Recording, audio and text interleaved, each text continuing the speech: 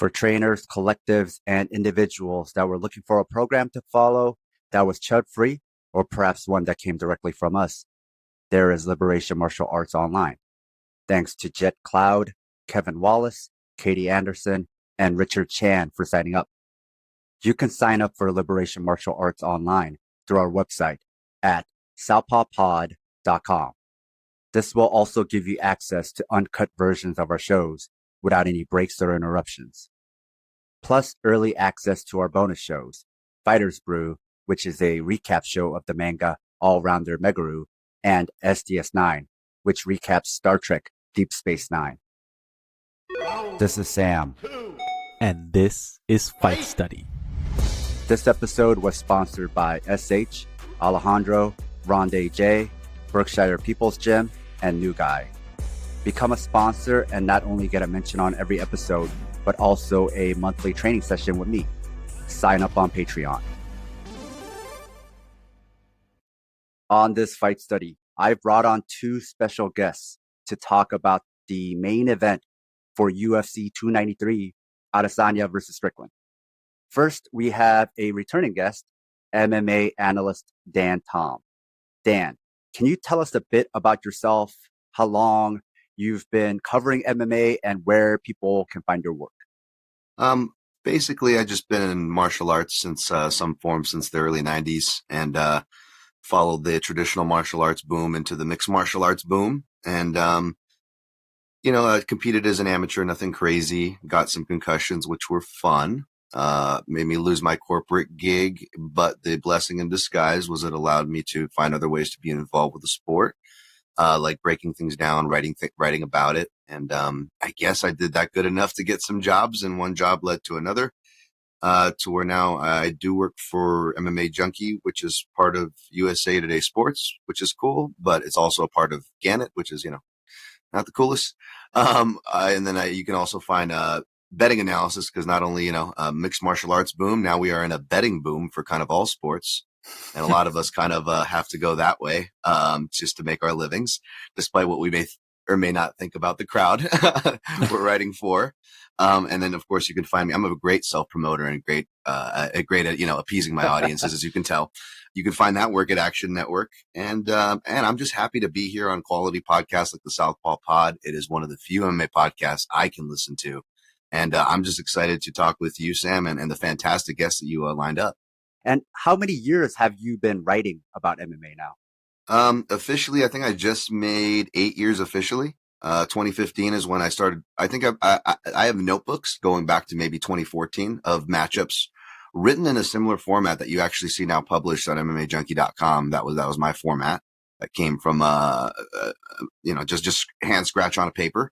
And I've been following that format since 2014, and then published first on my own website, which is still up, and host my podcast, the Protect Your Neck podcast, at mixedmartialanalyst.com. And that launched in August. The first card I covered was Max Holloway versus Charles Oliveira in Saskatoon, Canada.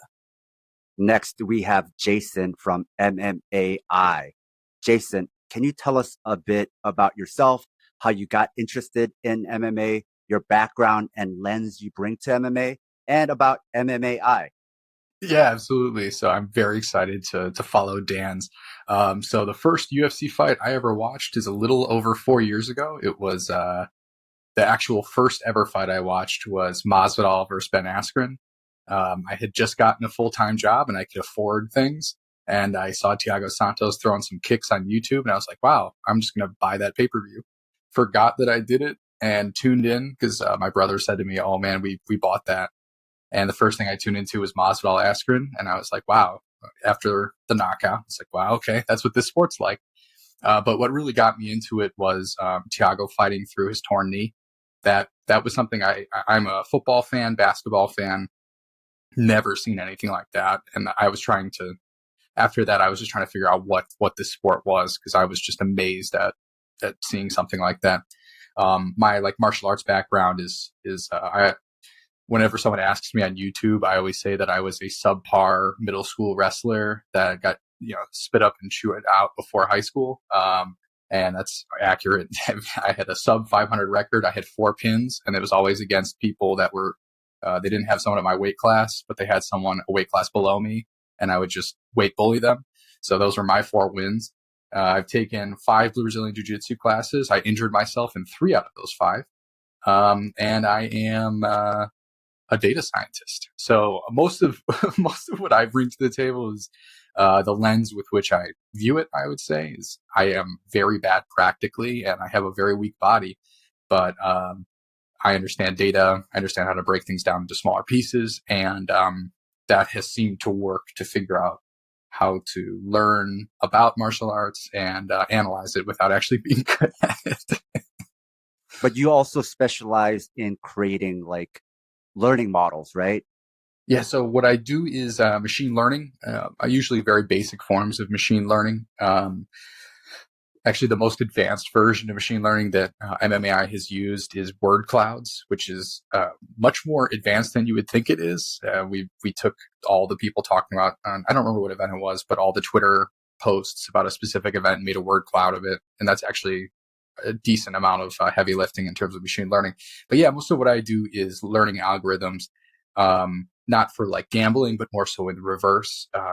My favorite one that I've done was on Mackenzie Dern, where we used a learning algorithm to kind of say, okay, where do you go? Like, where do you want Mackenzie to be to limit your chance of getting submitted by her?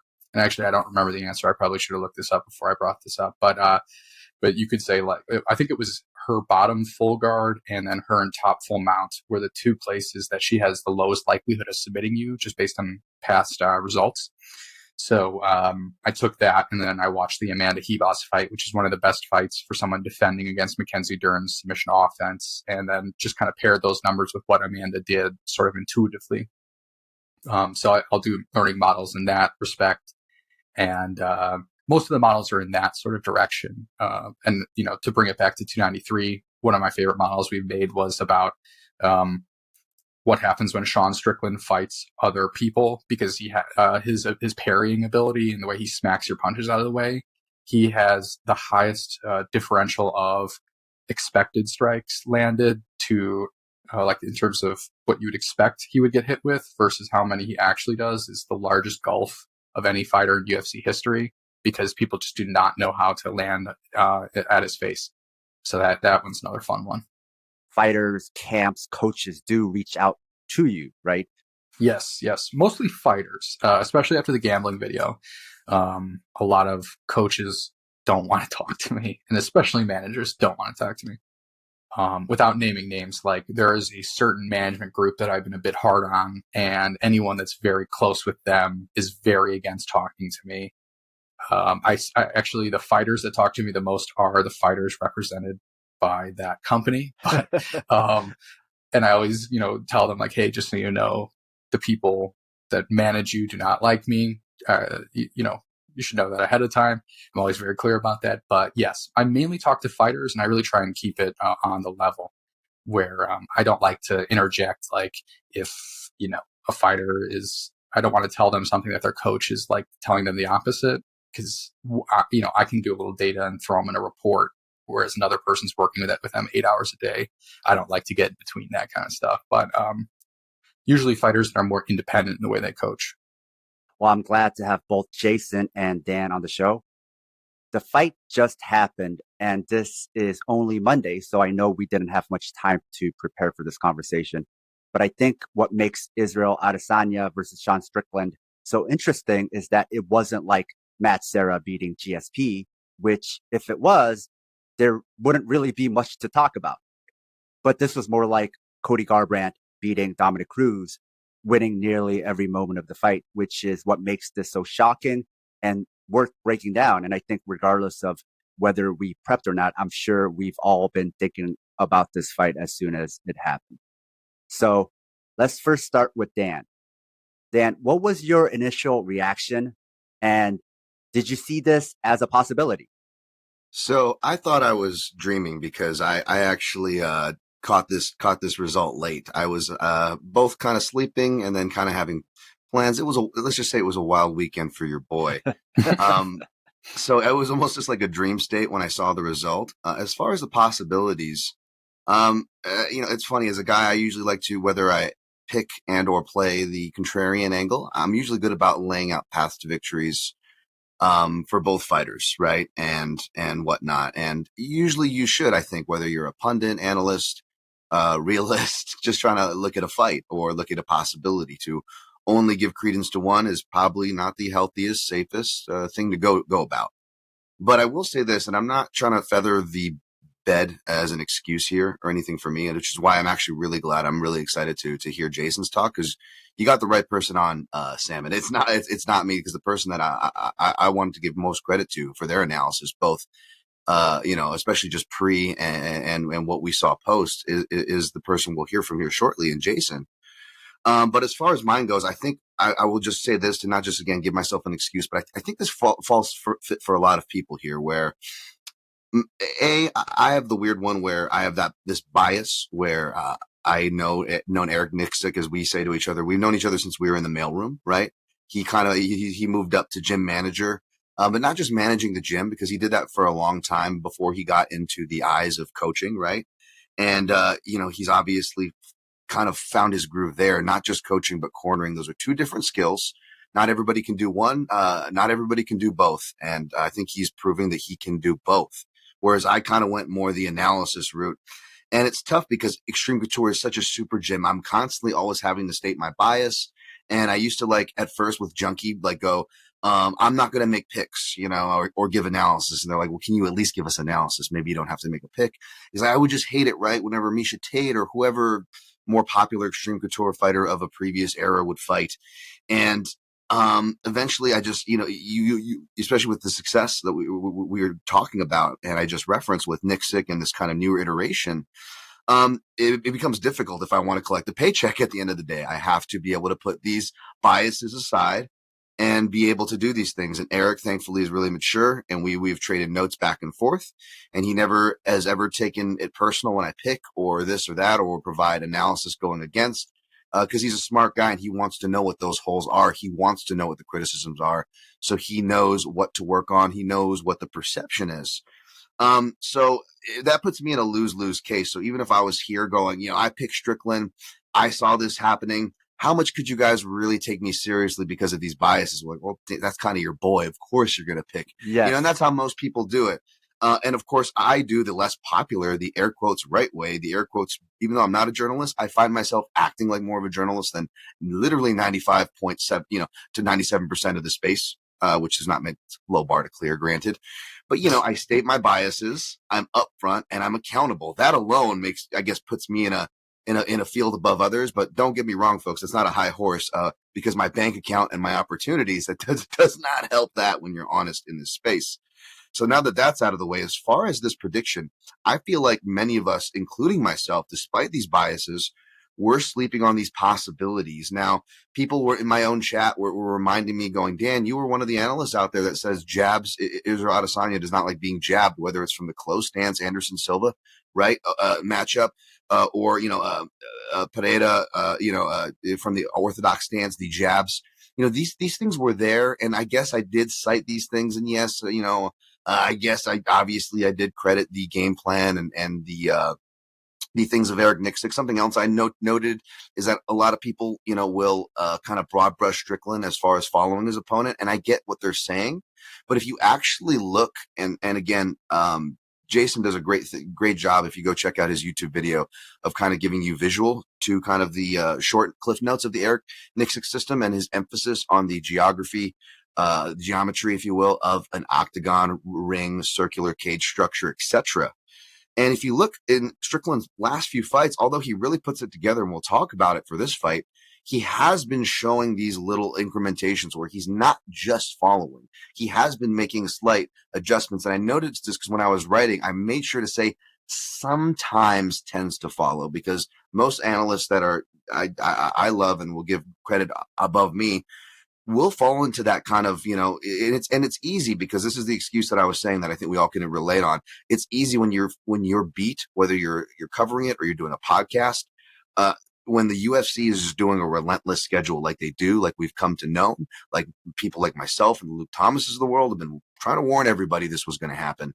And now it's even to a new extent where I used to cringe on 11 to 12 fight card streaks of the UFC. We are amidst a 17 fight card run for the UFC. That's not including Slap, which I hate saying it, but that just to give you perspective. The Ultimate Fighter, which also ran. Dana White's Contender Series.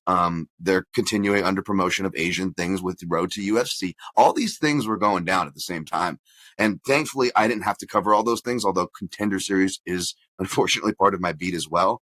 But I only bring this up because you just see it, and I'm calling myself out as well. It's real easy to get lazy with our analysis, right? And which is so much why someone like Jason and his analysis and his excellent work just popped out, and you really should have seen it and need to go see it if you haven't already. But I think a lot of us, for that reason, we're kind of sleeping on this possibility, and you're amongst this flow. You got this guy Strickland, you Adesanya, all the narrative. And even though I'm not one of those, it's like, oh, he's greater than Anderson. That wasn't me. You won't catch me on those streets saying that. That being said, you've got these narratives are out there, right? And they play into it.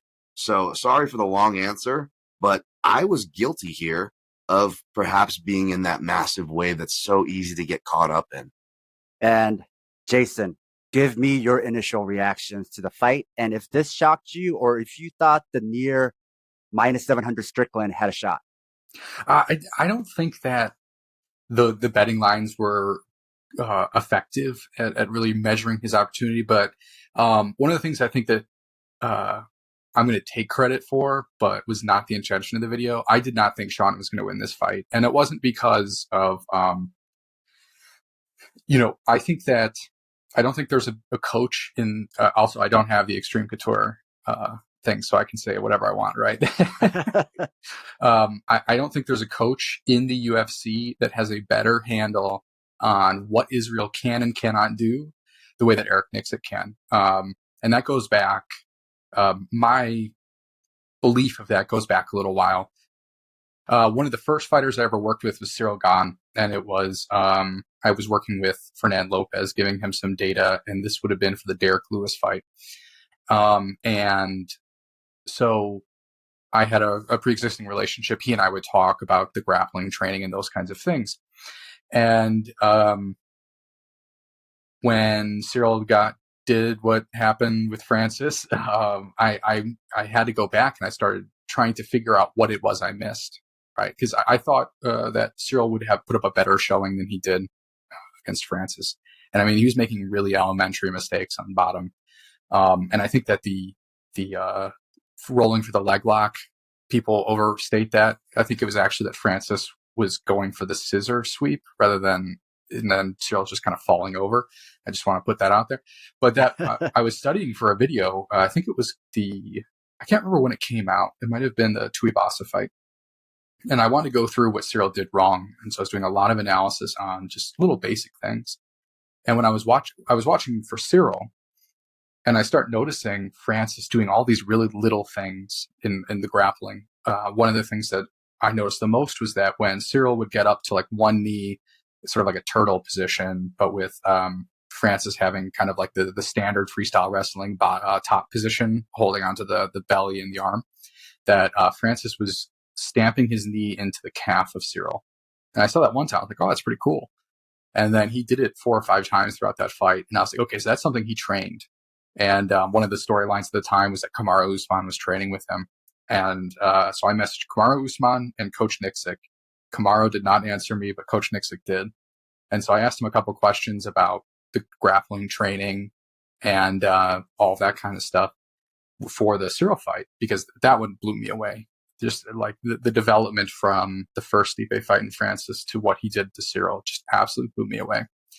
And that was, for me, I consider that the start of working on the video that I put out last week. I would talk to Coach Nixick off and on, little questions here and there about different fighters. Puni Pagoa, I love Puni Pagoa. That was another guy that I was like messaging him back and forth.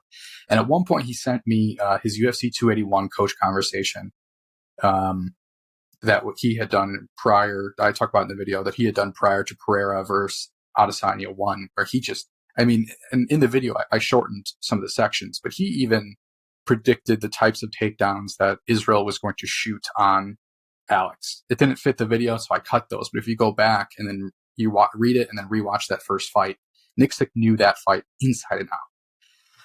And so then going into the second fight, I had already read that, like I said in the video, and I gave Israel no chance in the video. I keep referencing the video, but these sort of little minute things that I would ask him like these little questions, and he would say something to me, and it would only hit me a week later watching another fight, like, wow, that's really potent. I don't think people really think about it this way. And as I kept asking him questions about different fighters, different thoughts, I realized just how dense his knowledge base is for MMA. And I really think a lot of it comes from his background in football.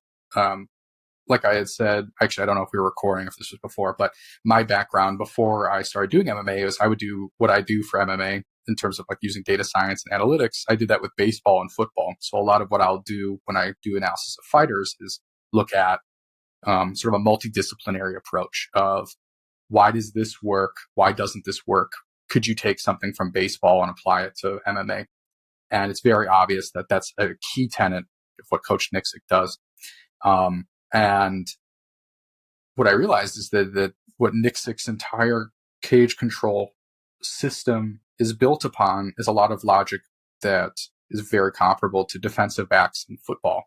And you can see it with Kai Kamaka, who was a defensive back when he played in high school. If you watch some of the ways that he'll do this really beautiful drop step into a round kick. So he'll be in southpaw, drop steps into orthodox, and then he'll use that rear leg and hit him right to the body because he's automatically got outside leverage in open stance because of that drop step, where the opponent doesn't realize what he did. And that move is the exact same move in football when the wide receiver crosses the gulf between the defensive back and them, and they open up their hips to run downfield to defend the pass. And I looked at that and I was like, that's football. And that was a lot of, I think that was about 3 weeks ago. And I was like, I'm going to do a video on that, 'cause I feel like this is the perfect opportunity because it's Nixick versus Adesanya. And the more research I'm doing, the more little questions I would ask him, the more I'm like, this guy just knows Adesanya inside and out. But to get to the actual question you asked, I didn't think that Strickland would win because a lot of, in my opinion, I think that Strickland's, I thought it was going to be Perry, really, was going to be the problem. I thought that Adesanya would have looked at what Pereira did so well with the body jab into the lead hook and say, look, I need to play with his hands and start opening up those possibilities. And instead, after the first round, I was like, oh no, he did not, he didn't, I mean, I don't want to like disparage him, but I don't think he prepped for that at all because he was just throwing down the pipe and getting smacked every single time with those parries. And when he knocked him down, I was like, oh no, this is going to be bad. But I guess I had more faith in Israel, that Israel would have come up with a little bit more of a something. And what I saw in that fight was a guy that just did not know how to deal with the very unique puzzle that Sean provides. And Miguel Klass did a fantastic video on Twitter. I don't know if you guys have seen it, of just these very, very minute things that Sean had obviously been trained in by Nixick and company, that it was like these little minute things that Israel wants to do to you. And here's like the simplest way that Sean could implement a defense without opening himself up to greater damage. And this was just a coaching masterclass, in my opinion. I just can't get over it. And as a companion to this episode, I'll also be releasing an article titled Strickland's Conventional Approach to Adesanya. And I'll link that in the show notes. But something I mentioned in that article that I wanted to talk about here, and that's already been mentioned, is Strickland's coach, Eric Nixick's prescience. And I know that, Jason, you made a video about this already, and you can find a link to that both in my article and in the show notes for this episode. But Strickland is known as someone who doesn't listen to coaching and does what he does. But for this fight, it seemed like he actually had a game plan and listened to Nixick. So since you've already made the video, let me start with you, Jason. What did Nixick say about beating Adesanya before this fight? Okay, yeah. So what he was talking about is essentially that Israel has 2 to 3 exit strategies consistently. And basically what he does is he'll go, if you can, in your head, picture Adesanya with his back to the fence, right? he's either going to exit straight back, and then he's going to take that. I think it's called an L step. Take one step back and then a step 90 degrees to either the left or right in order to create sort of like a 45-degree angle to attack from. And that's what Nixick talked about, is that those straight backs into that L step, the opponent will go forward. Adesanya takes off to that side while they're like chasing him, and then he hits them at an angle, and that's really where Adesanya does his best sniping work. And so what he talked about in those articles was that you can't follow him, you have to shadow him, where you know he's going one of two ways. And so with Pereira, he was talking about the left hook. He said the left hook or the right high kick. Because if you think of it with an L step, if he's taking one step back, he can go to the left or right. If he goes, if we're Adesanya's perspective, if I take one step back and then step over to the right, I'm walking straight into Alex's left hook, right? And if I take a step back and I go to the left, I'm walking right into Pereira's high kick with the rear leg. And so what Nixick was saying in these articles is essentially that Pereira needs to recognize that and he needs to prepare, where he needs to start reading, okay, he's going to take a straight step back, and then he needs to read, is he going to go to the left or right more consistently? And once he does that, then Pereira needs to start feinting to the side that he wants him to go to, whether he wanted to throw the kick or throw the left hook, and sort of funnel the direction that he wanted Israel to take so that he could find a way to like lead him into the punch, right? Because a lot of what Israel does, especially in kickboxing, is he would lean against the ropes. And because of the cage being a solid object rather than ropes, he can't lean out over and give himself that extra space, but he's still got that muscle memory from kickboxing. So what Israel will do is back himself up a little bit too far to the cage. And he's just so fast and technical that he was able to get past those, sort of like that mistake he makes consistently. But if you plan for that mistake, you can lead him. And if you watch my video, a lot of the focus was on that left hook. And you could just watch that Pereira consistently gives him just enough space. Israel goes towards the hook, and Alex is already throwing it before Izzy's even in place. He's throwing to where Israel will be.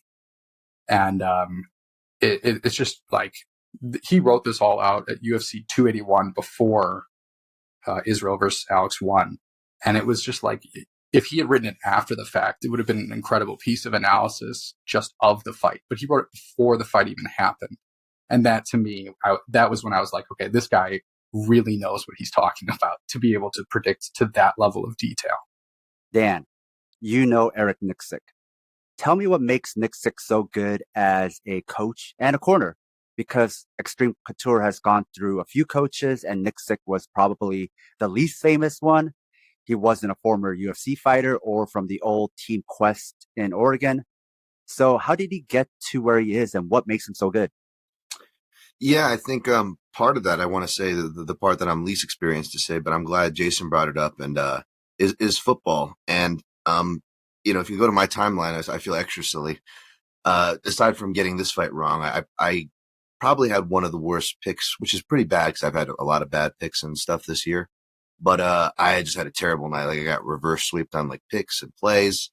And one of the last tweets on that night before I kind of passed out and went out for the night and whatnot was you'll see it says, reason number 1000 why football has nothing to do with MMA.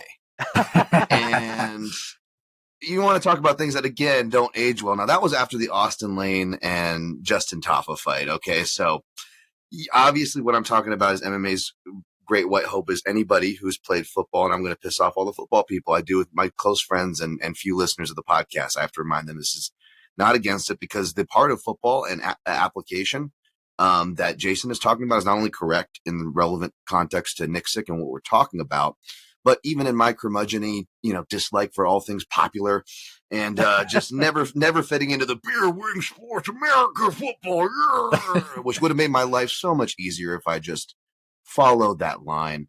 The thing I even my butt likes about football is the offensive, defensive coordinators, the analytics of it. That stuff is fascinating to me. I love all that stuff. So I just want to clear that up, is when I give little hates and jabs about football, I just mean that in the fact that every guy who's had a cup of coffee we treat like it's the next great thing. And when really Brendan Schaub is the best we've had to show for that. So can we just give it a rest? Let me jump in very fast to that. So Dan is entirely right. As someone that I think is now like the podcast is like me being pro football, but I will say that I agree 100% with what you say, because most of the holdovers, the ones that like, you know, that Dana has the kind of like obsession with, are always defensive ends and linebackers who are undersized, that are like really good in college, and then they get to the NFL and they're too small. And what happens when you're too small in the NFL is you have two choices to make. One, you continue to try and play big and you get cut within a year or two, or you actually learn how the game of football works and you become a really smart player. And the only fighters that are coming out of football are the former of the two. So they don't fit into like what I'm 100% on your side, because you know, there are very smart football players, but they're not the ones that are coming to the UFC. UFC is the bare knuckle boxing for NFL football. Oh, that you got to title that. That's a podcast great. title, right? That's Perfect. beautiful. That's beautiful. A note to our listeners. If you love the Southpaw Project, please support us and help us get paid for our labor by financially supporting us on Patreon.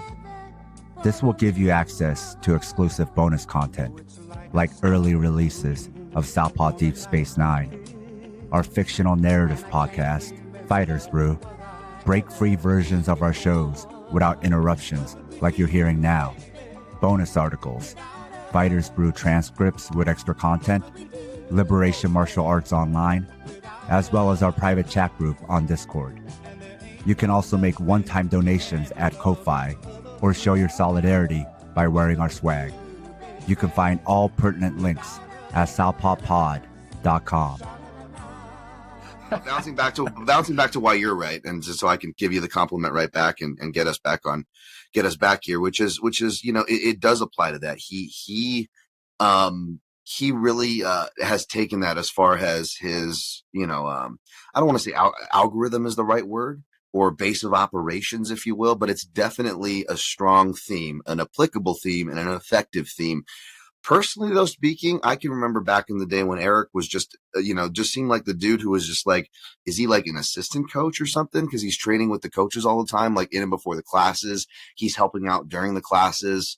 You know, like I remember just like, you know, like I forget, like something happened in Japan. It was like, this is like probably going back to like when Fukushima happened or whatever. I don't know if Eric thought I had family there, but we didn't even know each other that well. And he was like, hey, man, is your family all right? Like, he just was like one of those, just always like trying to like, and he meant well, you know, like he was just one of those dudes though. He was just always just like very friendly, approachable.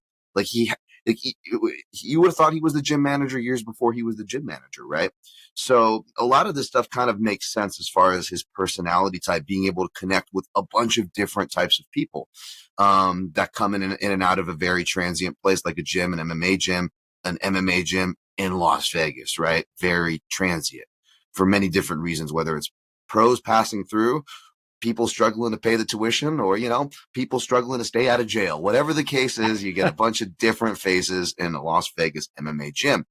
And Eric has just always had that connectivity, that the thing that you can't explain, right? That is one of the things I can speak to, and I guess more qualified to speak to. I don't know, because believe it or not, as far as the shop talk and stuff, I'm willing to bet, especially within the last year or two. Well, I don't know, because sometimes me and Eric will get on the phone and we'll just kind of talk about a bunch of things.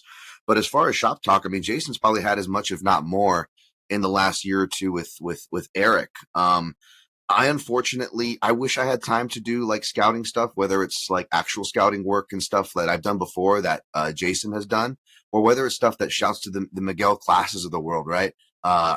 Great shout, great account, great shout, great analyst there.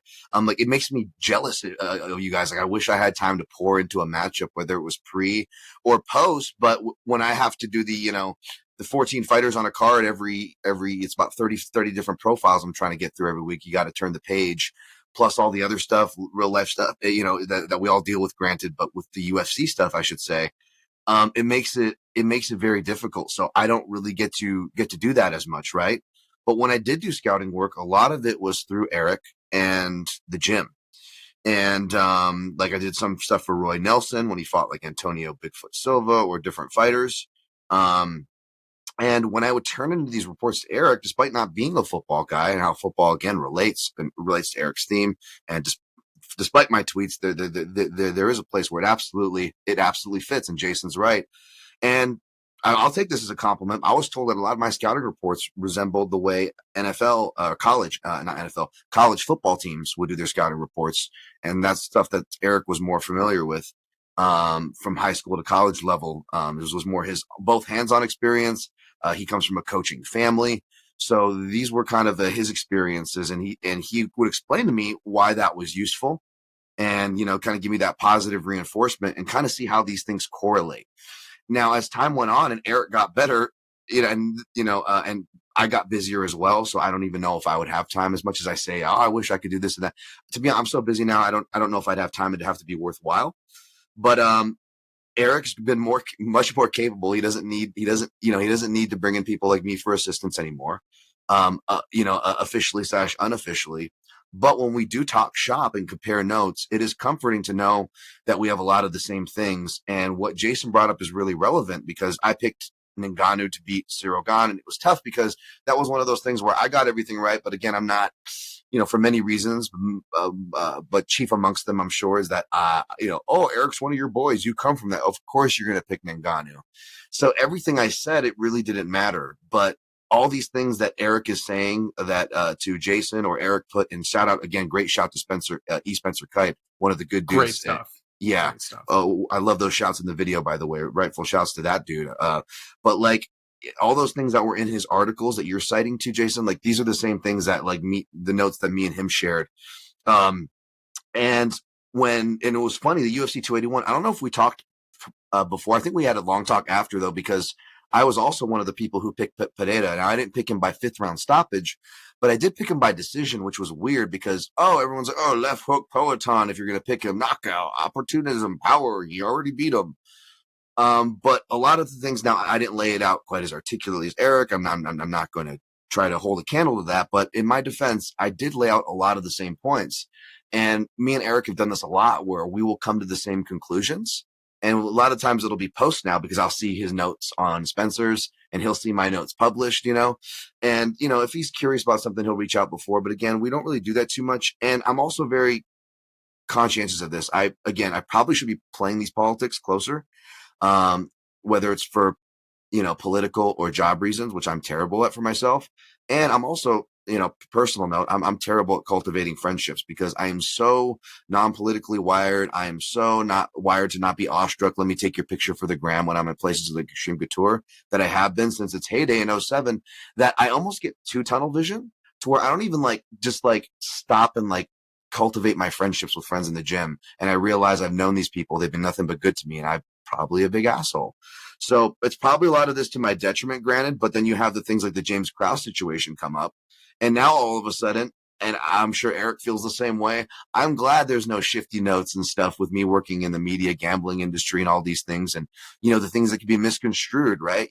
Even when, and this is something that I've always been cognizant of. When I was recovering from a knee injury and having to work the bike, the only bike was fitted to the big octagon. And there was Miesha Tate getting ready for her title fight at UFC 200. And I would turn my bike the other way. Was Follis still alive back then? He was. Follis trusted me. Miesha, who I knew, maybe even went on military trips at that point, trusted me. It didn't matter. I do not want that information. We do not need anybody thinking that I have that information.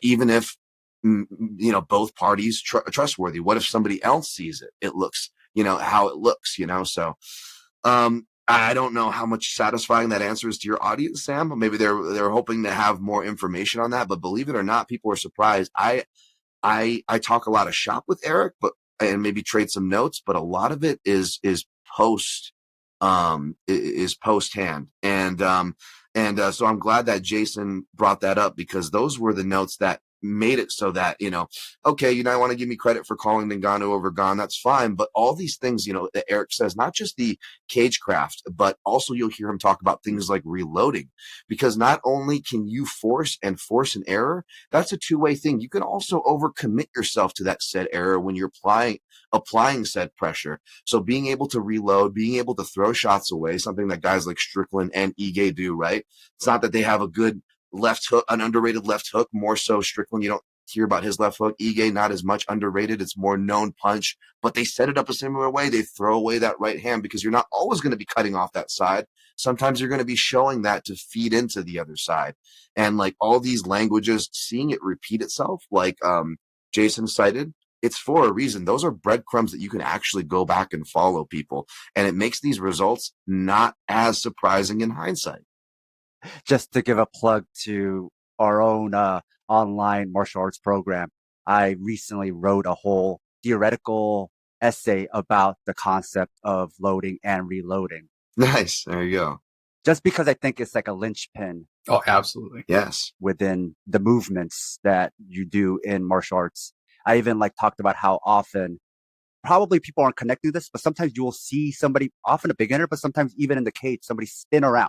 They overcommit on a punch or a kick, and they'll temporarily turn their back on their opponent, and then they'll come back around.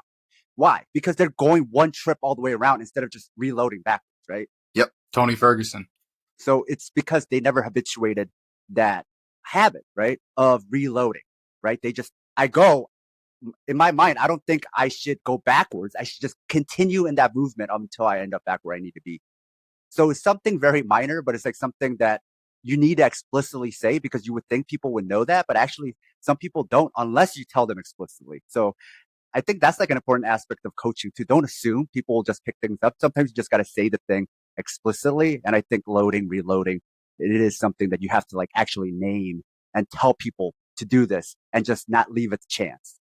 Absolutely. I just think it's a great connecting piece to the L step that Jason smartly brought up, as far as the Izzy's retreat angles and how Eric kind of strategizes for those. It's that kind of quiet connecting piece. In boxing, people are much more familiar. I think it's more used as a term of bridging, right? Bridging offense to defense. That's kind of a similar theme as far as understanding the mechanics of a load and a reload off whatever movements you're doing. Obviously more diverse because now we got kicks, takedowns, spins, right, and things like that. But in boxing, this term this quiet principle that Sam's referring to is usually more referred to as bridging offense with defense. Now let's get down to brass tacks. Jason, let me start with you. What did Strickland do that won him this fight and shut down Adesanya in the process? Parrying. I think that he provides one of the most unique defensive, the jokes write themselves. I love the iCarly meme. It's the funny. I laugh every time. If Eric listens, I'm sorry. I don't know. Because it's identical. It is. And that's the thing. It is. But, God, it's such a funny photo. But, what his ability to, I'm actually working on a video on this right now. I've been calling it the Gaethje meta, which is this ability to, mix together punches with attacking their high guard and then throwing kicks behind it. So you're trying to peel down their high guard, throwing a punch over the top, and then kicking behind it. And you see a lot of fighters. I think of the Montoya, the Jonathan Martinez and Chris Gutierrez. They're two fighters that really resemble Gaethje to me, with a little bit less of the punching. He's a much better puncher, I think, than those two. And Sean, he inherently kind of developed that from a boxing standpoint. He doesn't kick the same way. He uses the front kicks to keep pushing you back, and the push kicks, right? But to me, it's all that he's just got a really weird defensive style, and the mixture of sort of the weird Philly shell thing with his parrying makes him really hard for fighters that like to get started. One of the things that I guess I have to bring up more football. If you guys listen to Richard Sherman talk about Sam Bradford is a quarterback formerly of the St. Louis Rams. And what Sherman said before a Rams game when he was playing them was essentially that Sam Bradford needs, if he does not complete his first 3 to 5 passes, then he is an entirely different quarterback the rest of the game than if he makes those 3 to 5. He needs to get that rhythm going quickly. And I think that Sean Strickland is really, really, really good against the Sam Bradfords of MMA. And what I really think the key takeaway I had from this fight was that Israel Adesanya is a Sam Bradford type, where he needs to get a little bit of going.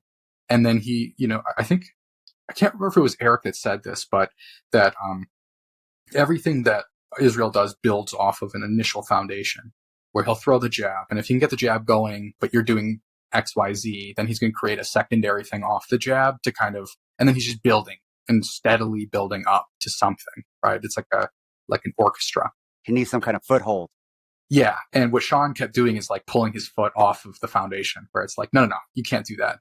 I'm not going to let you even start.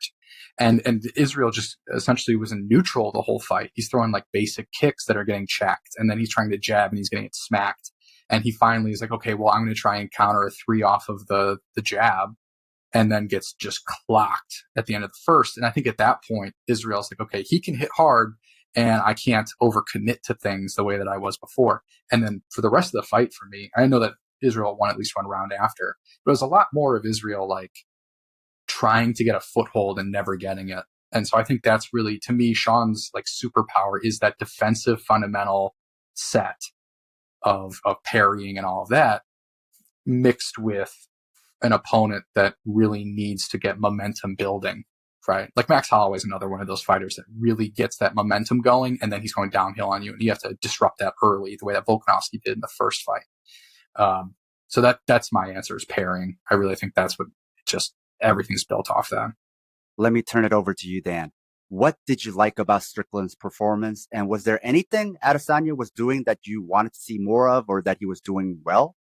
I think it was, it's a great second question. I completely agree. I thought it was a great way to describe it, the footholds and whatnot in Adesanya's game.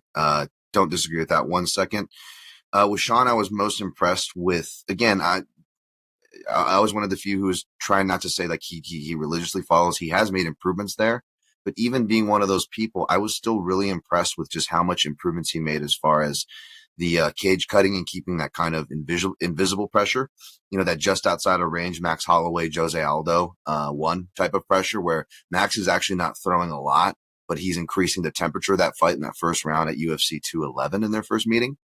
And Sean was keeping a lot of those things at range, where he was keeping, even though it's a different fighter, you've got more of a builder in Adesanya than a hardwired, needs his coops to recover athlete like an Aldo, explosive athlete like an Aldo. But he kept that kind of invisible pressure. And when the range attacks that you kind of force out at that point, like the jabs that were going to get countered or the kind of naked kicks that were easily checked or stepped out, his kicking defense was impressive, because that was another thing, not just by the statistics. I mean, people land in the literally 99 percentile region of their kicks, but you got to be careful of stats too, because they don't count for checks. And sometimes they just get things outright wrong, whether it's the attempts or the lands. So it's kind of a faulty well of information. I trust more the kind of actual someone like Jason is actually going out and fishing these analytics, running it through his own numbers. So be careful by taking those like fight metric stats by value. But even then, you still go back and watch, and Sean's not a great checker. He's not, even with the Muay Thai pass throughs that he was hitting, the catch and pass throughs for more center mass kicks, to the slide backs and checks. Like, these aren't things that Strickland did with a high regularity. So that impressed me and allowed the other parts of his game to shine through. Whereas Adesanya, what I was expecting more, now it's funny because a guy who comes from traditional martial arts, and one of the few things I'll ever compliment myself on for whatever reason is I'm not an athlete in any sense, but I do have some decent hand-eye coordination. That may also be, actually, I found out, might be linked to some neurological formal diagnoses that I have. One of the few positives of it, I'll take it. But one of the things I would just do, especially like working more from a bladed stance, and now I've worked from more of a traditional kickboxing southpaw stance, is my right hand, my lead hand, would do a lot of parrying work. And I would almost do a lot of naturally be fighting out of a kind of a shell variation, right? Whether you're talking about my sport karate days or my adjusted stance now, you will see it come out sometimes. I think I posted some videos I was sparring my guy Oscar, and you see him throw like a combination of 1-2 and then a left hook to the body. And I'm out of range and I've got the shoulder up for the block.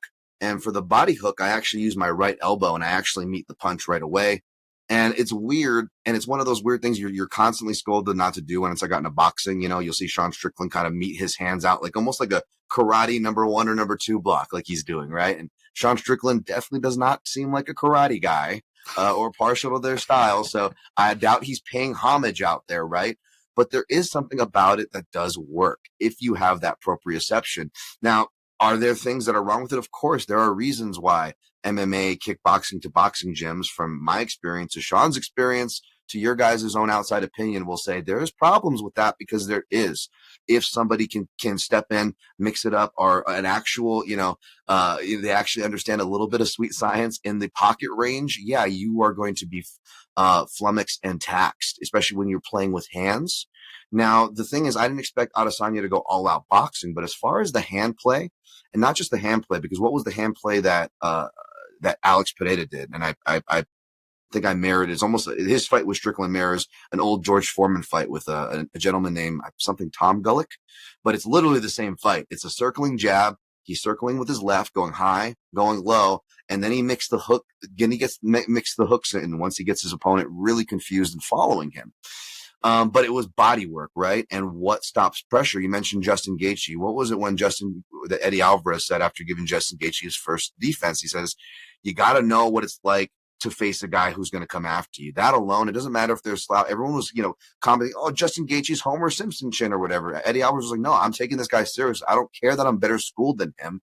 When somebody comes at you, it makes you very uncomfortable. And the way to stop that is to hit someone to the body. And Adesanya, whether it was his kickboxing matches with guys who beat him like Pereira, or his MMA matches, he's always had very underrated body work. And that was something I might not have expressed as much in my analysis as an lead up, but it was definitely something I was depending on to be there. And I was really surprised of the lack of, when you guys said he looked flummoxed. He didn't seem to find that. I didn't hear any adjustments calling for it. And that just seemed really, really vacant. And that's something that I don't know what came up in your numbers, Jason. I know you have an excellent video on Adesanya and a lot of the strikes that he's thrown, but the body work just seemed to fall off a cliff for this fight, which was really surprising.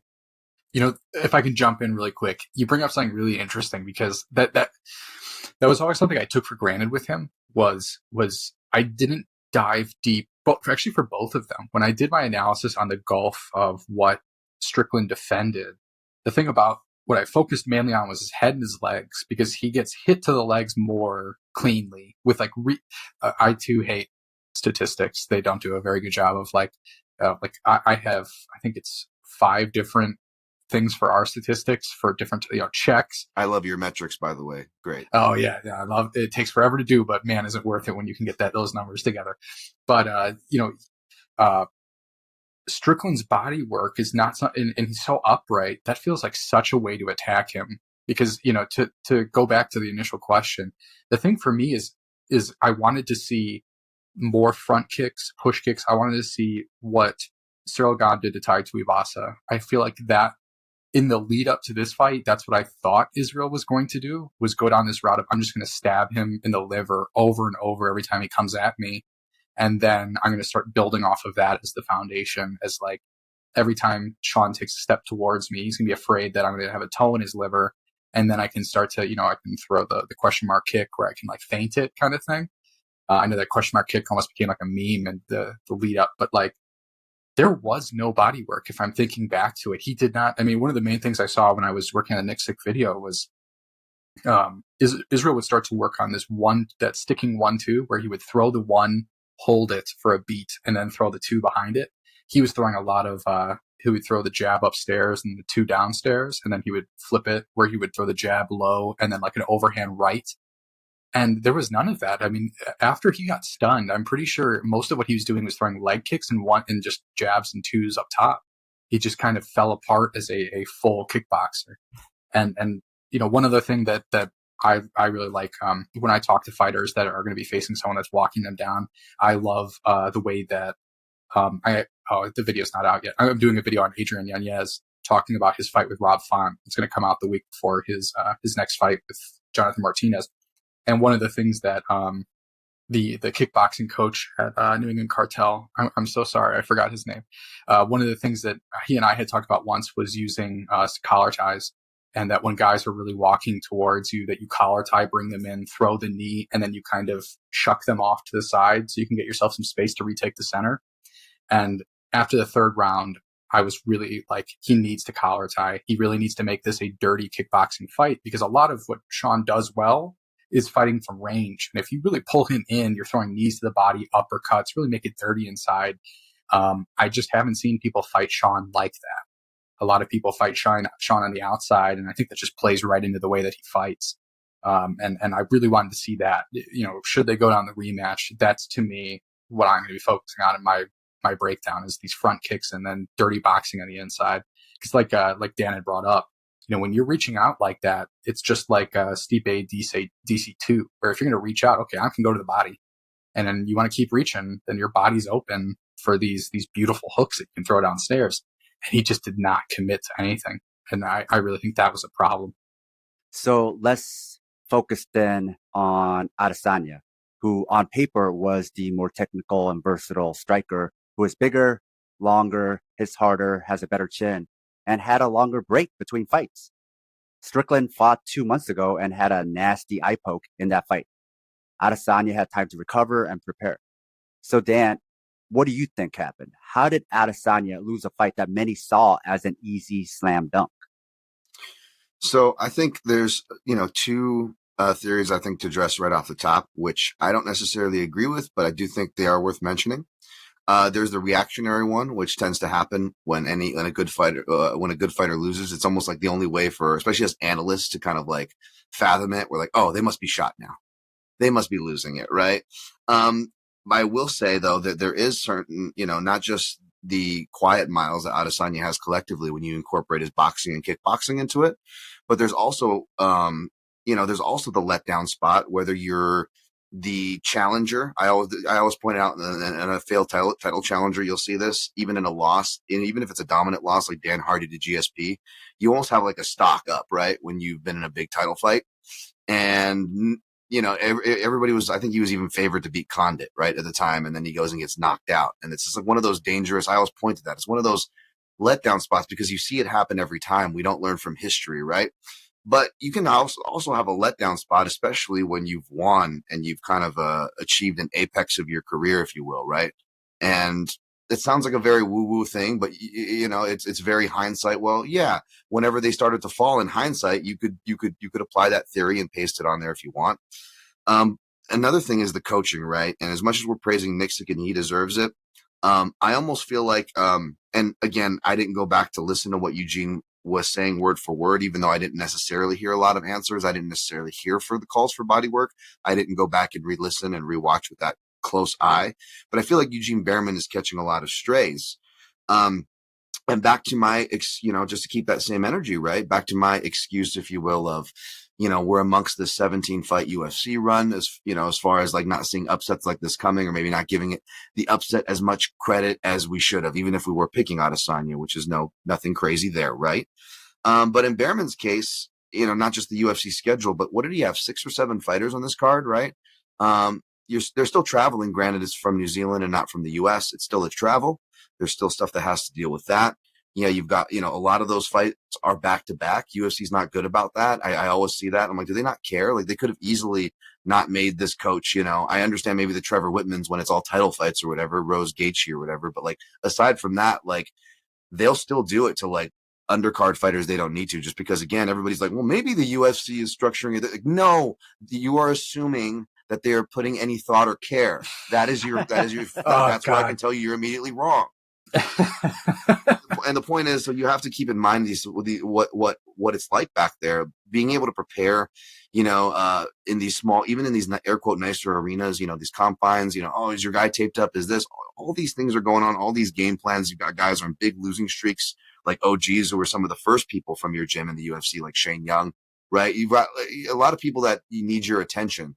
And I could actually, not that I'm saying it's right, but if Eugene would have been like, come out and be like, hey man, I didn't give enough, I underestimated Strickland and I didn't come with adjustments. If he says that himself, I would actually probably cut him some slack because, you know, if you look at like his whole slate that he had there.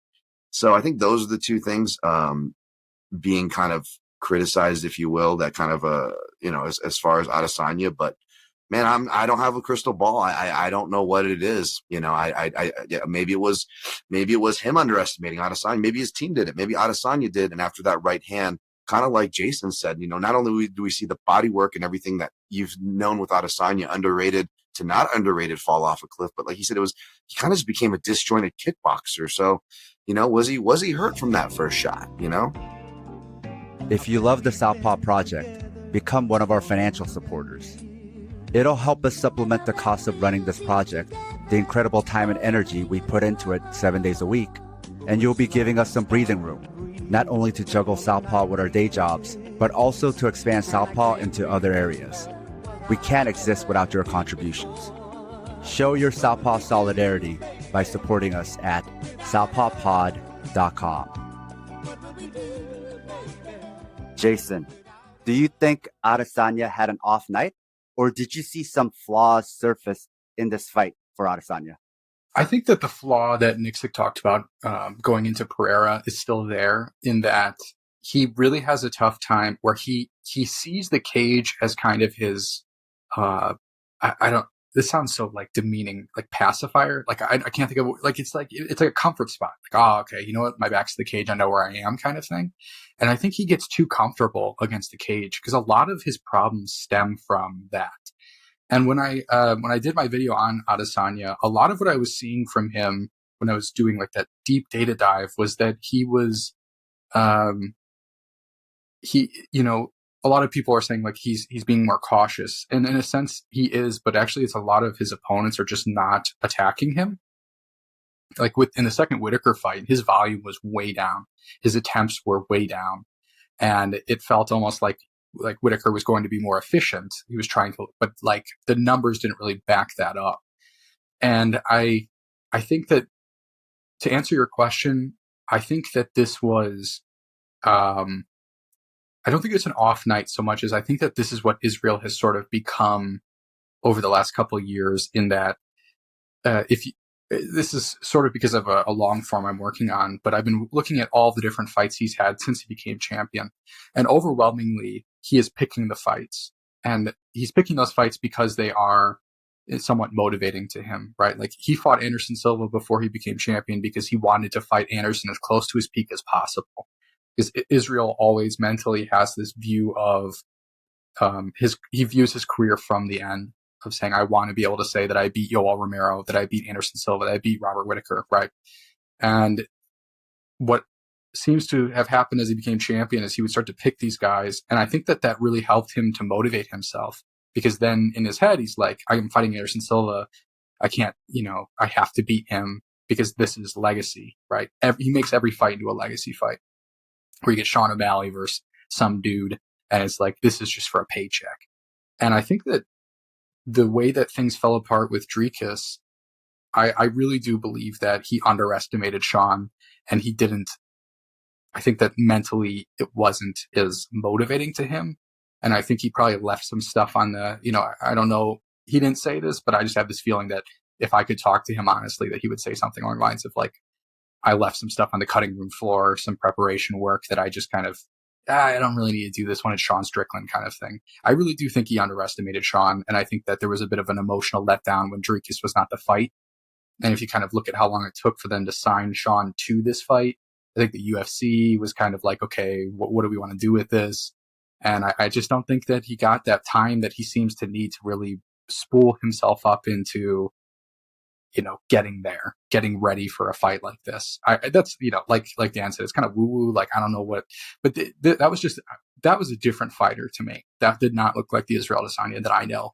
And I think a lot of when people are doing you know, calling it reactionary is such a great word for it, because it's what it is, right? There's so much of this reactionary nature of like, it's either one of two things. One, that he dropped the ball and he's not good, or two, he's just not as good as we thought. And it's like, or it could be that Sean won this fight and he really went out there with a great game plan and he outfought Israel, right? If it had been a first round stoppage, like you said, instead of like a Garbrandt versus Cruz kind of thing, That's all people would be talking about, right? It would be, early stoppage, blah, blah, blah, blah. The 5 rounds, people are just looking for an answer. Like, how did we get this so wrong? And with like Ronda, when that happens, it's like, well, we kind of saw this coming. She didn't know how to strike. But he lost in what he is an all-time great at. And that really confuses us as like analysts to say, like, what do I, do I not know anything? That's something I felt that way. Like, what do I know what I'm talking about? Because I did an entire thing on Nixick, and I spent 6 minutes on my preview and saying, like, I don't know how Sean wins this. If it was another one of Nixick's fighters, because I think that Nixick's fighters that really fight in that system, like a Kai Kamaka, Dan Ige, if they were middleweights, I would give them much more credit. But Sean is a newer person in the system. He's not, the way he fights is different. I looked at myself like, what, I spent 3 weeks on this, and I didn't see this at all coming, If you saw it, you would actually be less of a reliable narrator, because the people who like nail stuff like this are the ones who get everything else wrong, right? So yes, yeah, you just pick the underdog every time kind of thing. Yes. Then I saw this coming. I knew it. That's more the people I deal with in MMA gambling. They're the biggest they're the biggest geniuses, and there's been there's so many times where I feel like I've nailed details, whether I get it right or wrong. I'm like, I don't feel like I'm as genius as you guys, but no, I completely agree with that, and that's why I definitely said it was reactionary and prefaced it that I don't necessarily agree with these things, because it does take away. But the grander point, even beyond that, because I agree with that, and you put that perfectly, how you can't give too much credence to one to the other, and that these things do happen in MMA. That's why I base things so heavily off matchups. Even when I'm wrong, I still feel better going off of actual data and stylistic matchups than going off of, woo-woo theory, or, really like leaning heavily into the prognostications, part of the job. Because again, at the end of the day, sometimes styles do make these fights, but a grander point that I think is more worth looking at while we're talking, and while we're talking to somebody who actually does the information and the diving like Jason does, is that it is strange with Adesanya, because we are seeing not just their, without taking away from Strickland's performance, we did see a different version of him. You can argue in this latest fight. You can also argue to the point of numbers that Jason ran, that we have been seeing a different version of him for this current back half, if you will, of his UFC career. And a lot of those, like in Jason's study, you bring up some of the stuff as he faced a lot of southpaws, right? And you talk about hanging out by the cage, and I'm like, sometimes it's a weird, and he's not like Tyron Woodley at all, but Tyron Woodley is a fighter who we, maybe I didn't think the highest of, and then I'm like, we got to give this guy credit at a certain point. He's putting together these title defenses, even though the style is not analyst friendly. I don't like waiting, for your right hand hanging out by the fence. And in hindsight, we saw that we were right. It wasn't a great style. It just worked because this guy was really good against southpaws, and the numbers and the results really just, as limited as his style was, it fit it. And he actually got fed a disproportionate amount of southpaws for that first half. And maybe he would have fell apart anyways, but it certainly didn't help that you have, stylistic, things now going the other way. Now you have more aggressive guys that aren't southpaw, guys that, won't be as scared off as a Stephen Thompson would, right? So you see some of those parallels when you're looking at Izzy's career now, as we're trying to, we're revaluing both guys, and we're trying to do it fairly, of course, and not unfairly and not reactionary. But yes, you do have to reevaluate both these fighters after what we just saw, right, folks? So when you do look at that, I start to think of Ioane and Jacek, and I feel like Izzy's going backwards, everyone's like, why did you play inside the distance Adesanya and not just by knockout? Is he really going to submit a guy who's a black belt in Sean Strickland? And I was like, well, it's rankings don't mean much, and even Sean Strickland doesn't really care about his black belt for what that's worth. But secondly, I figure Strickland's going to be maybe shooting if he gets hurt or something, or trying to close into the clinch. So maybe he gets hurt and Izzy locks up a cheeky front choke. I was really impressed. We haven't seen his grappling as far as in fight sample size, but just the work he's been doing with Craig Jones, it really looks like he's been really improving his grappling work. Say what you will about Derek Brunson, but he passed these tests early on. Say what you will about Vettori or how boring that rematch was. He's shown to pass these tests that would scare you, right? We talk about, again, why I would ask a guy like Jason like this, who is really more engulfed with these numbers. But you see, the leg kicks and the body work go down, and it's opposite for kickboxers. Usually they're like Joanna Jędrzejczyk, where they're still shoring up their ground game, right? So Joanna actually didn't throw kicks on purpose. She was mainly a jab, uppercut, an occasional low kick when she first started. It wasn't until she got better when you start seeing Joanna really start opening up her arsenal, because it makes sense. She got more confident. She passed tests like the Andrade test. And after that, you just see her getting, even in that fight, you see her getting much more confident and she's defending the kicks. Whereas Adesanya was opposite. He comes out of the gate, overachieves, blasts his way to the title, beats, say what you will about Rob Wilkinson, who, went and, even did better than what, you might have graded him. Granted, there's a weight class and some, supplementation perhaps. I don't know. But I'm just saying he faced all these grappling tests from smaller to bigger, to the Brunsons, to the Vittoris in title fights. And instead of saying, oh, wow, well, maybe I can be a better grappler, maybe faltering there, it's almost like, and I'm not saying this is why, but again, you're trying to find some narrative to these numbers, but it's almost like he got more scared. He got more to the fence. He got more headhunty, more like I want to throw bodies or leg kicks, like you're going to be afraid someone's going to catch and counter that and take you down. I'm not saying that's why, but it almost feels like, looking overhead, it feels like he's just retrogressing in a way. Are you guys tracking what I'm saying? Yes. So I have one more football metaphor. Hopefully that'll be Please. it. No, they're great.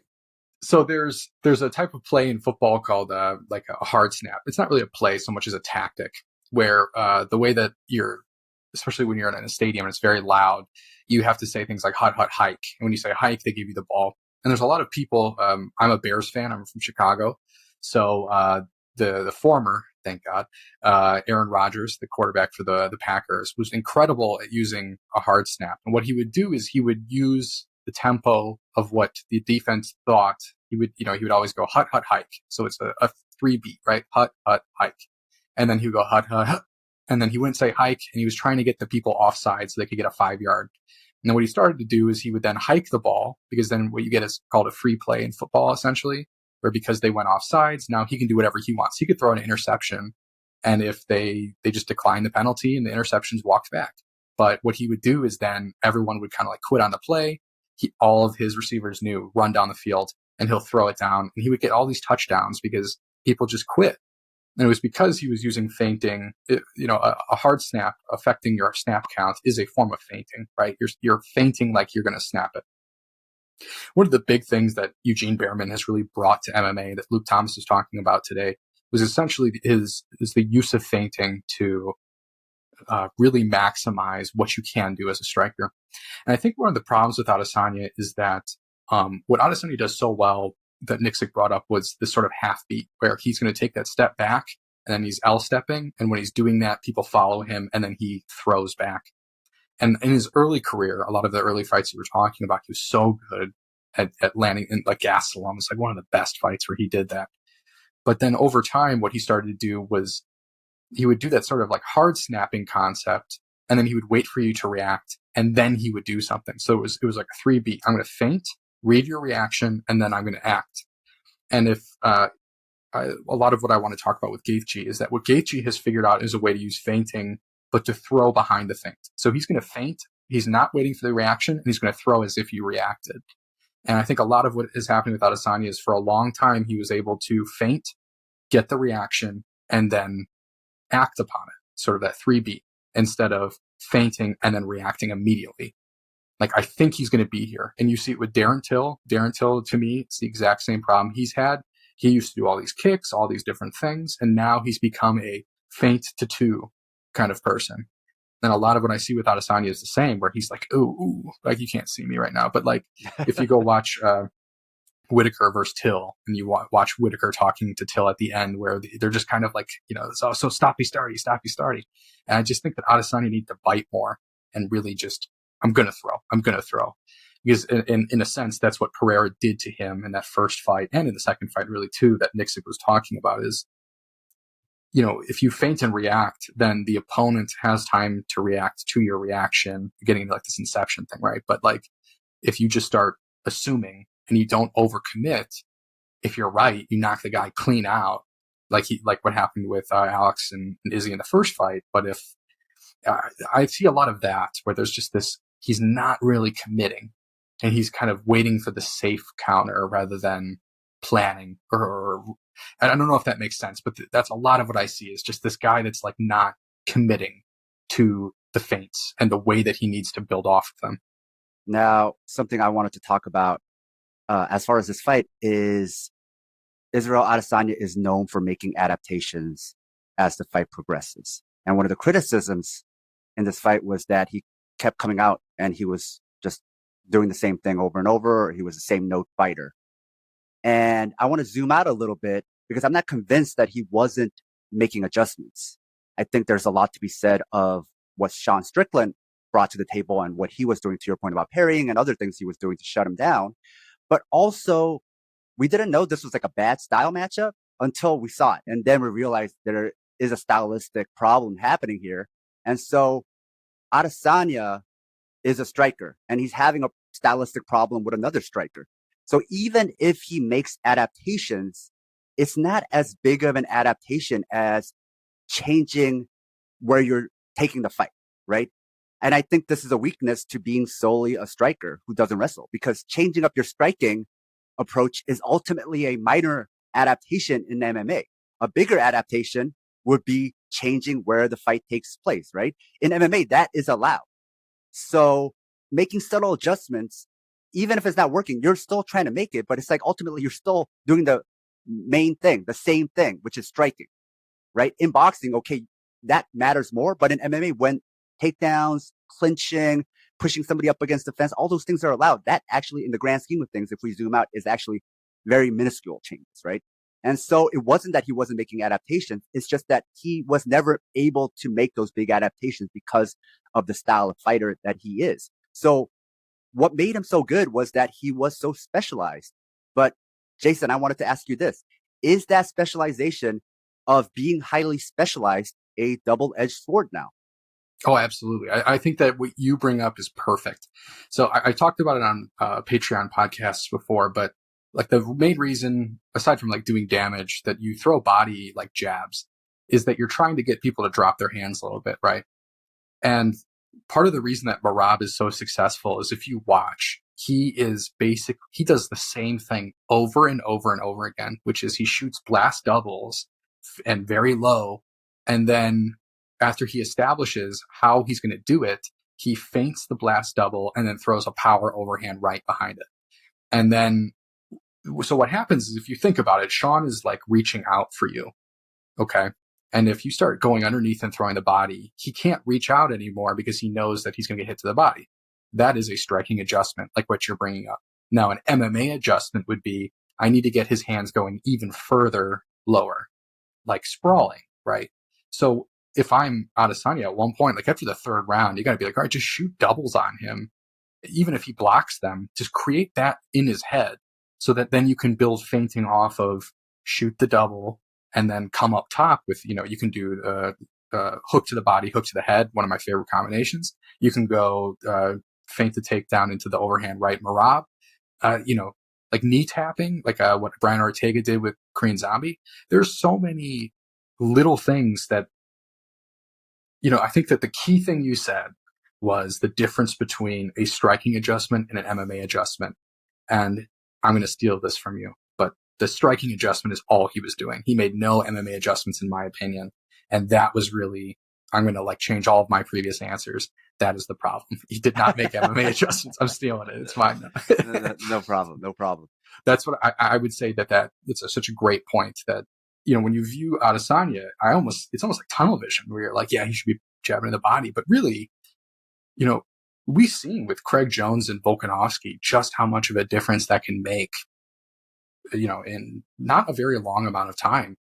And I know, when I worked on my Volkanovski video that Adesanya is always there. And so he should be, it doesn't have to be like Tony Ferguson style Imanari rolls, but like just do some fundamental stuff. Knee tapping, go for blast doubles, shoot low singles, whatever you got to do to just make it, right? Because a lot of the fear is getting kneed in the mouth, but Sean is a boxer, right? And he doesn't really throw uppercuts. Like you should be shooting low and then using that to build your striking off of. You can't compare Volkanovski with Adesanya because the breadth of adjustments that Volkanovski will make is so much bigger than the breadth of adjustment. You can't even call it a breadth. Like the small segment of adjustments that Adesanya can make in a fight. Like if like 5 years ago, imagine saying that. And it's like, I mean, that's very clear right now, right? But imagine like 2019, 4 years ago, and just saying that, like, oh man. The building, you're right. He can adjust more. And, maybe not build as creatively, but can build as just as well, Volkanovski to Adesanya. But adjusting and building are two different things. And to whatever extent Adesanya can and has used those successfully, I think what ultimately kills those things is, instead of like what I was previously doing, trying to find an analog to Woodley with the southpaw and the drop off, or the analog to the kickboxing style to the drop off of arsenal tools like Jędrzejczyk. Obviously it's not identical to either, nor would it be, but maybe it's just even simpler than that. Maybe, I'm not saying somebody's shot or whatever, but there's different versions of being shot. Like you can't take a shot anymore, like Chuck Liddell. Or you just don't throw because maybe back to the Woodley one a little bit too there. You were waiting for that perfect shot. We've heard that criticism, and maybe that would be a better way to explain Adesanya while still encapsulating people being like, hey, how are you guys saying that he shot? Did you just not forget that he knocked out Pereira, a talented guy who's doing well at 205, beat him 3 times previously, one of the most inspiring wins? You said so yourself that it was inspiring. Yes, all those things can still be true, and Adesanya can still be waiting for the perfect shot, as Jason will show you in his video studies, that as great as that shot was, and I'm not doubling back on that, but that shot was there for previous rounds and previous fights, right, Jason? I'm not trying to take away from that shot. I'm not trying to double back on it, but that was there, and perhaps it is a thing of all these things can be correlated and answered to, with his miles and experience and the achievements and the drop-offs of the psychological to physical apexes. Yeah, maybe he is getting to that stage that we've seen so much in boxing to MMA, where you start sitting around and waiting for the perfect shot. And the last thing I want to say, that last thing you guys said, because it was full of great stuff, was the specialties. And is that hurting, being a specialization, is that hurting Adesanya? And yeah, the answer is yes in any division, but it's tricky because we have to have the context of divisions where middleweight division and really everything north of middleweight and above is the one place where you can have specializations, yes, right? Yes. And you can go there for a long time until you're finally taxed. And it's like, well, Chael Sonnen gave Anderson Silva his hardest fight. Well, that goes back to our matchup talks of why it's important, folks. And in middleweight, you can become as great as Anderson Silva to the thousands and thousands of Andre Munizes of the world, where they look like they're going to be at least a top 5 guy, and then all of a sudden they just get flattened out, and you're like, "What? You're supposed to be the best grappler here." It's one of those things. Your specializations. It's why a guy like Paul Craig, even though he is now a middleweight, which kind of makes sense, right? But it's why if you just know submissions at light heavyweight, you can get toward the top of the divisions and have wins over title challengers and title holders like a guy like Paul Craig has. Or you can go to heavyweight and not even have a ground game, and no one will find out about it because only 3 guys wrestle, and that numbers for the guys keeps dropping down when the 2 most reliable guys like Curtis Blades and Sergey Spivak refuse to freaking wrestle. So it's I'm not trying to S on the divisions of these fighters, but we have to contextualize that even though these things are true, I don't know how much we can fault them for it, because the divisions have traditionally facilitated the lack of growth and adjustments. These are just what it is, and we need to remind ourselves with reminders like this to better understand that. Yes, I actually had this in my notes that we need to contextualize the divisions, and you made a lot of points that I had written down, because yes, these are not deep divisions, and I can see why Chris Weidman keeps thinking he has a shot at the title. Yes. It's not really wrong. Because he's looking at the rest of the division and he sees how thin it is as far as grappling, right? And to your point, this is why Paul Craig dropped down, and this is why Derek Brunson is a perennial contender. Yep. But as far as wrestlers on the come up, you have Dricus du Plessis, who isn't a great wrestler, but is good compared to everyone else in the top 15, compared to the rest of the heat, right? Yeah. He tries really hard. He tries really hard. Just the fact that he tries makes him one of the best in the top 15, right? Then you have the possibility of Khamzat Chimaev if he ever fights at middleweight. And also you have Bo Nickel and Andre Petroski. So what happens to the striking specialists like Adesanya as more grapplers emerge? Jason, let me ask you that as the data guy. So I have a fun Hamzat in my video I did on him. What you find is that if he's facing a person with, I think it was a blue belt or higher in jiu-jitsu. Sorry, it was purple belt or higher in jiu-jitsu. He does not shoot takedowns immediately. But if he's facing anyone that is lower than a purple belt, he shoots a takedown within the first, I think it was 10 seconds of every single fight. And one of like the biggest bets I've ever placed was on Gilbert Burns versus Hamzat to go to decision. And because I was like, he's not going to shoot a takedown because Hamzat does not do a very good job with jiu-jitsu. He's very good at the sort of like freestyle into rear naked chokes, neck cranks, those kinds of things, arm triangles, the sort of like baby's first jiu-jitsu kind of thing. But he's not actually very good at submission grappling. And like Ikram Aliskerov, who's a fantastic fighter, they'll be on 294. He's a guy that is a good wrestler. And if you go watch that fight, Hamzat does not shoot a takedown. He does one whizzer kick on him, but that was it. So to me, it'll be actually interesting. I think that Hamzat is incredibly limited as a fighter. He's just so dominant at that one thing. But if Gilbert taught me anything, it's basically that like the guy can get drawn into a firefight, and against a lot of guys in the upper level middleweight, especially the ones coached well, like people at Extreme Couture, CKB, those things, I think that they're going to really figure out ways to draw out that firefight mentality from a Hamzat. I'm not as high on Hamzat's future at middleweight as I am at welterweight. He just bullied people down there. I don't really know how he's going to do at middleweight, and I think he's going to strike with Paulo Costa. So that's a little, ahead of time UFC 294 prediction. I think he's going to strike because of Paulo's background in jiu-jitsu. But Bo Nickal's an interesting one. I don't like what I've seen from his striking. I've not been a fan. He's so new to it though, so it's like I'm not trying to dunk on the guy. He's still learning. But I think that I would need to see a real progression in Hamzat's fight IQ and Bo Nickal's striking for me to start to think of this as sort of like a middleweight wrestling renaissance coming up.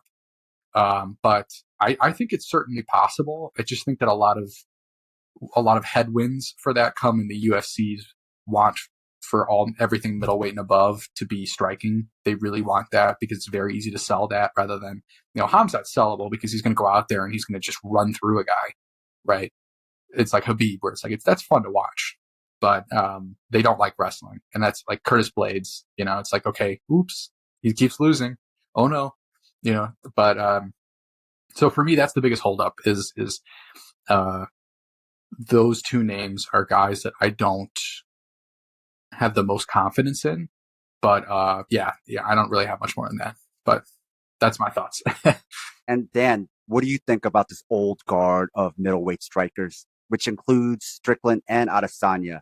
Do you think they're in danger with some of these grapplers coming up, or by the time these grapplers ever get ranked in the top 5, the old guard will already be retired, and middleweight will continue to have, like, outside of a few people, right, beat thin in striking, and if 2 of those people get injured, then you have no grapplers anymore, right?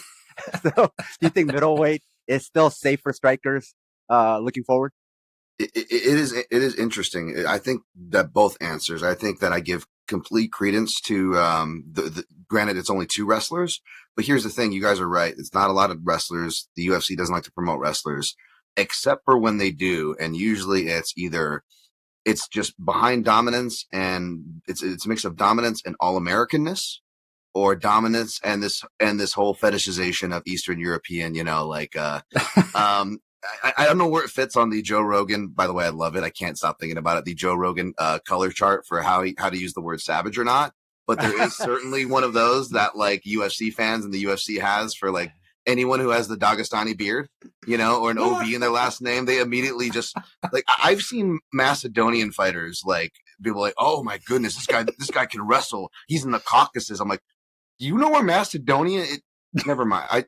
But the level of, never mind. But it's just one of those fetish things. So I could totally see them pushing Chimaev and Nickel. That being said, on the other side of it, I think that middleweight in particular, is still going to be the place for kickboxers. I think middleweight and light heavyweight we've seen from like Cyril Diabate, right? Like the early days, like whenever kickboxers have come in to get their paychecks or to take their, to try to take, either make a stunt or a real effort in the MMA, we generally see them at those divisions highest traditionally. I don't know what the reason would be for that. I'm not as well versed in the kickboxing to fill in the blanks for you on that, but I can tell you, anecdotally, factually, that just seems to be the division it draws from. And again, with divisions from middleweight to north of it, facilitating and inviting fighters with specialties, especially if they have some athletic background and athleticism with their specialty. We're always going to see these guys come in. And in fact, because we had that renaissance of Adesanya and Pereira, we've already seen it from, Yusri Bulgari and other fighters kind of trying to throw their hats in the ring. We're seeing a kind of a reoccurrence of that, right? So I actually don't expect that to go anywhere soon. And which is why I don't really have, until the evolution of the sport as a whole catches up to these divisions, I think this dynamic has been prevalent for a reason. And at least for the next maybe 5 to 8 years, I don't think we're going to see too much of a change. I think overall, I'm hoping the game's going to get better, but we're still going to see mass amount of specialties and varying success that surprises us with these specialties in these divisions. I'll have to link my article about how market forces will keep athletic middleweights and above out of the UFC because other sports pay better, right? It's just simple. It's just simple like that, right? So exactly. That's why the defensive ends, they're not athletic enough in the football, but they're athletic enough for UFC, and so they come over. UFC is the BKFC. Yeah. You got to start getting the running backs, though. Those guys can hit. So they're the ones that have, but they're like 5'8", 230. So like they're going to have to fight at light heavyweight and be 5'8". All right. I think we've covered all the important parts of this fight. Thank you both for being on the show. Thank you. Of course, this was awesome. Jason, where can people find you? You can find me at MMAI _analytics on Twitter. And then if you want to watch my fight content, at MMAI FA on YouTube. If you want to listen to my business and politics, which is like, I guess, the more popular stuff I do, you can find me at MMAIBA, at MMAIBA on YouTube. Dan, where can people find you? The place formerly known as Twitter, at DanTomMMA. Zitter. Yeah. And then if you want to add underscores to the at DanTomMMA, you can find me on the Pictures app, whatever that's called, the Instagram, the kids call it. And that's probably much where you can find me socially. Of course, do stuff on Junkie Action Network and the Protect Your Neck podcast. I've been a little sketchy with episodes, but just got a lot going on in life right now. But that's not going anywhere, so you can find me there. If you like this episode and like what we do, support us on Patreon or Substack. We also have the Liberation Martial Arts program if you want to train with us from wherever you are. You'll find lots of techniques, exercises, theory, pedagogy, and even political theory. You can even get a monthly training session with me, either in person or online, depending on your location. We also have Fighters Brew, which is a manga-inspired martial arts audio series, as well as Fighters Brew transcripts that include martial arts tutorials. You can find Liberation Martial Arts online, along with Fighters Brew, on Patreon and Substack. You can find Southpaw merch at our store. You can find all our links at southpawpod.com. With that said, thanks for listening.